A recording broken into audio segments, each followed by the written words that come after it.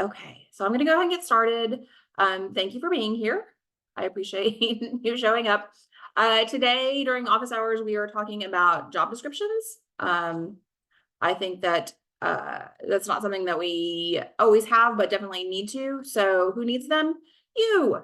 You need them. I think it's super important. We're going to use them in a lot of different ways. And I think they should be probably a living document that we're working on consistently and constantly as things change. As we get a new piece of equipment, we are going to add that in as a task that needs to be a skill that needs to be learned. Um, they're good for clarifying roles and responsibilities. No longer do we need to be like, that's not my job. Yeah, it is. It's your job. It's all of our jobs. It's written in your job description. This is what we expect from you.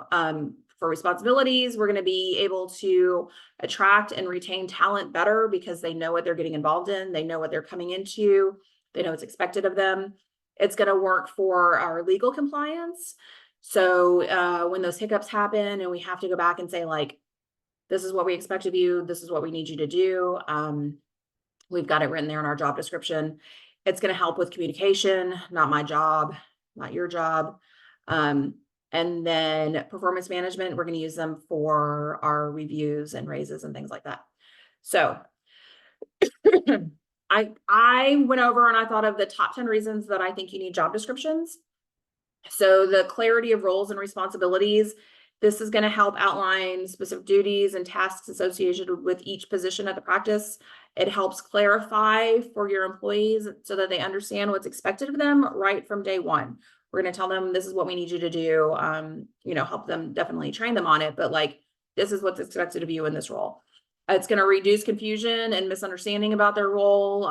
Some people, I don't know how many times I interviewed a receptionist and they just secretly wanted to be a technician. Well, here's your job description. You're going to deal with clients and you're going to deal with, patients. And maybe every once in a while you can step in and give some fluids, but day to day, this is going to be your job.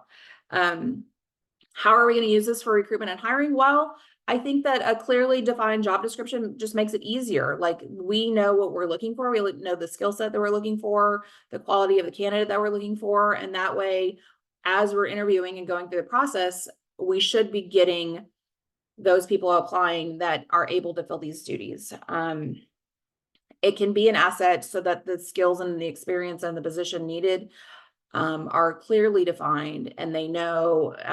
And when you're hiring and going through the process, if someone doesn't know anesthesia, then you're going to help them with this, right? Like we know off the bat what's expected of them. Performance management. So a job description provides a benchmark for employee performance and how we're going to be evaluated.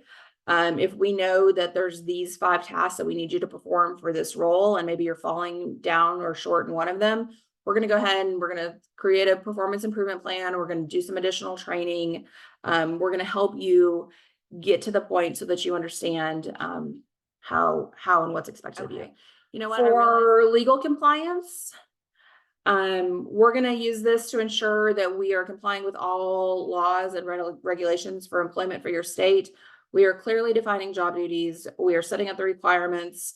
This is going to mitigate our legal risk so that if somebody's bitten and says like, I never knew, you can say like, it's right here in your job description that you're going to be exposed to like this kind of situation. It helps with pregnancy restrictions and laws and things like that. So all of these things kind of help set us up for success in the long run.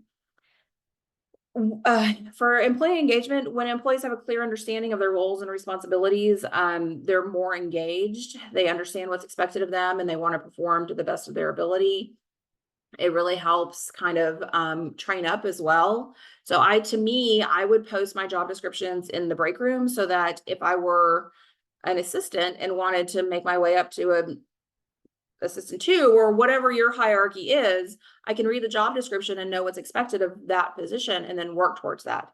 So I think that you really can help with your employee engagement as far as inducing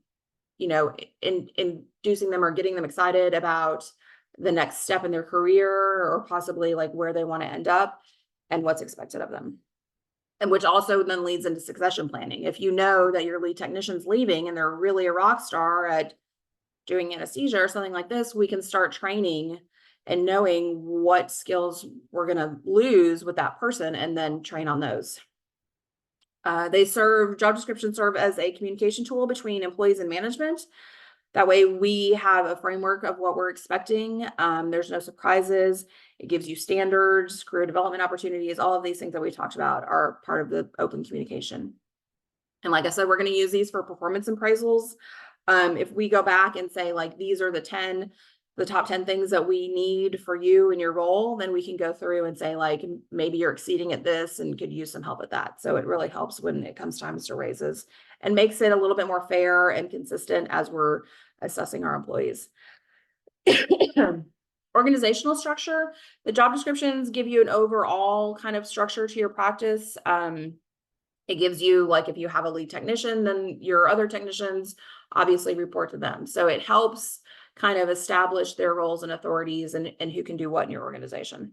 It also helps, for me, it helped because my doctors would just be in a hurry and would pull the closest warm body to them. Well, this person is, like, was one of those who, like, had dogs growing up but has no vet experience. So, like, they should not be the one doing the jug stick on your cat. Like, it just kind of, like, helps say, like, these are the parameters for this role. Okay. 8.5 things so that you can see what we need to be including in our job descriptions. Dell, I hope you're listening. It's just us, guys. Okay. Geez Louise. Here we go. Job titles. You definitely need the job title, right? They know what they're doing. I think that this is the first step to knowing what I'm applying for, what's expected of me. A summary or an objective. What is your role within the practice?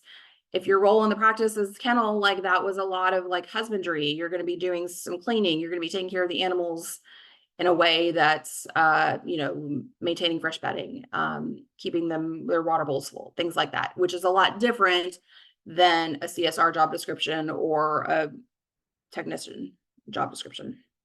Responsibilities and duties. This is going to be what's associated with that position. Specific tasks related to patient care, client communication, administrative duties. This is also the place to say, like, you need to be able to do basic math. Can you multiply times 2.2? I had a CSR who couldn't count change. Like, I didn't know that that was something that I needed my CSRs to do. I also didn't know it was something that adults couldn't do, but here we are. And I needed her to be able to take a dollar bill from a client and give them back the appropriate amount of change. So things like that can be put in this so that when we do have a hiccup, we can refer back and be like, this is a core job description. This is one of your core job duties. Anything that's unique to the role. So surgical assistant, lab testing, knowing your software, things like that can go under this category. Requirements.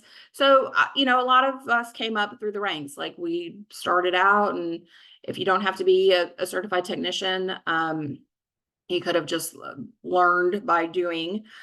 So any sort of experience that we want, if you want vet med experience, if you want customer service experience, this is where we're going to put this. You can ask for minimums. We need to know that they are able to restrain an animal, maybe, or that they know medical terminology, client communication skills. All of those things can be put here, as well as then, like, I need you to have your LBT or your registration or be a CVPM or whatever it is that we need. That's a qualification, a certificate program, anything like that can go in at this section. And then physical requirements, lifting animals, right? 50 pounds, a bag of food, reaching up on a top shelf to get some preventatives, standing for long periods of time, loud noises, the movement that a mop makes. Like, I need you to be able to do those things. Working conditions. I think that this is a really important part to put down all of the things that might come back to bite us in the future. So, exposure to animals, being around medical equipment, x-rays, things like that, cleaning chemicals. You're also going to be around feces. Poop is part of the job. Like, I need you to know that. Blood, if you faint at the sight of blood, maybe this isn't the job for you. Loud noises, like if you've got barking dogs, this is just part of the gig. So we can't have somebody that's like, oh, I've got PTSD, I'm afraid of loud noises. Like, then we need to address it, and maybe you need to be up front instead of in the back. Situations like that. We also need to list out any potential hazards or risks associated with the role. Again, you're gonna be exposed to feces. There's things that live in there.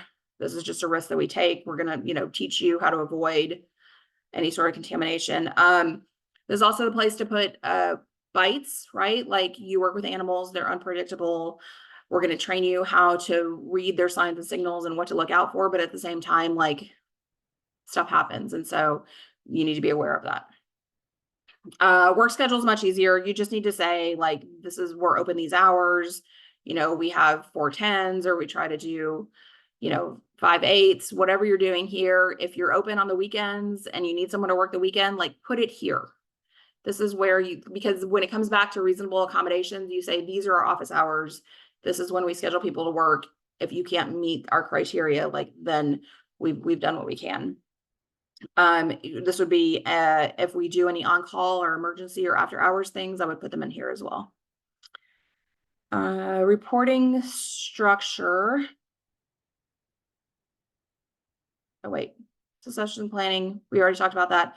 Benefits and perks, this is where I would put, we offer a 401k, you have health insurance after your 3rd month there, we get holidays off, those kind of things, so that people know coming in what benefits are allowed to them, what they need to do to earn them.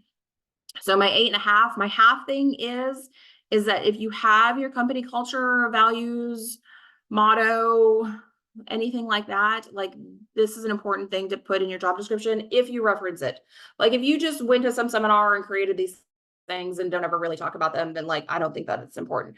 But if you have a certain culture, a mission statement, something like that you refer back to, let's put it in your job description so that someone knows, like, if we like, if our main goals are to practice the highest quality medicine, like, we need to know that, because then we need to know, like, we're not into slackers, we don't cut corners, that kind of thing. But if you're more the warm fuzzy route and you treat pets like they're our own, like, these are things that can kind of lead into the discussion of what your culture is and if these people are a good fit for your practice.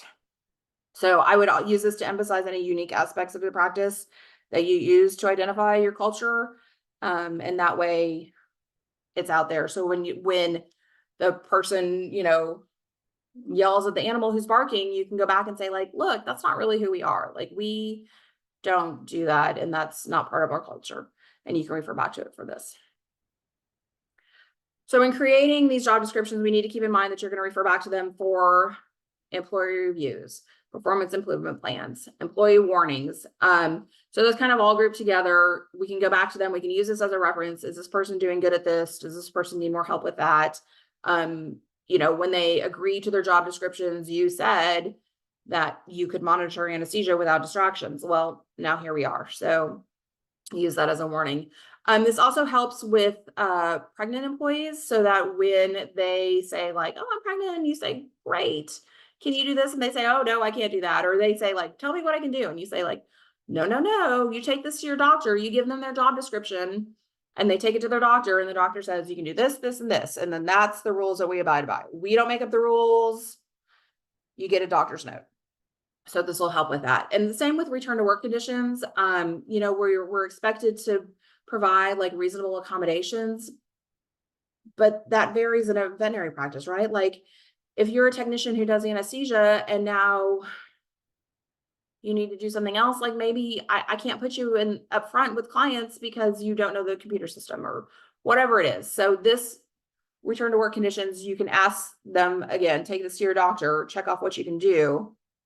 If they need to be able to lift 50 pounds and and the doctor says you can't lift over 10 pounds, like, then that's something that we need to address. And so having the job description makes sure that we're not slipping through the cracks for anything like that.